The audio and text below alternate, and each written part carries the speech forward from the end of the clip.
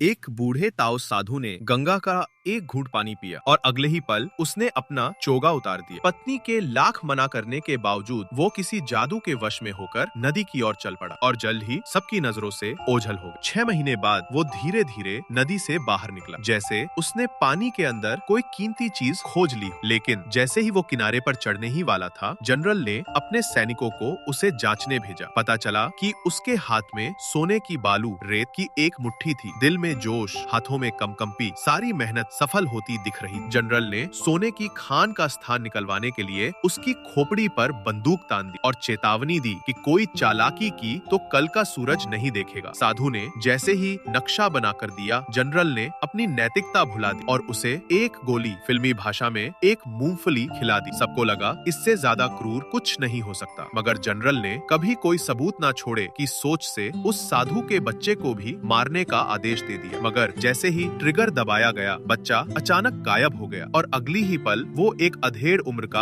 आदमी बनकर सामने आया। जनरल कुछ समझ पाता उससे पहले ही वो बच्चा, अब पुरुष, अपने पिता की मौत का बदला लेने के लिए उस पर टूट पड़ा। ये देखकर पश्चिम की सुंदर स्त्री शीशी, कहानी का एक किरदार भी पीछे नहीं रही। वो अपने पुश्तैनी स्टील के चाकू को उठाकर तुरंत मदद के लिए दौड़ पड़ी। पर सबसे चौंकाने वाली बात ये थी कि जो ताओ साधु पहले ही मृत घोषित हो चुका था, उसने अचानक अपनी आंखें खोल दी। असल में ये पूरा परिवार आत्माओं से बात कर सकने वाला एक ट्रांस मीडियम परिवार था। उन्हें पता था कि जनरल गांव में नरसंहार करवा रहा है, इसलिए उन्होंने सोने की खाद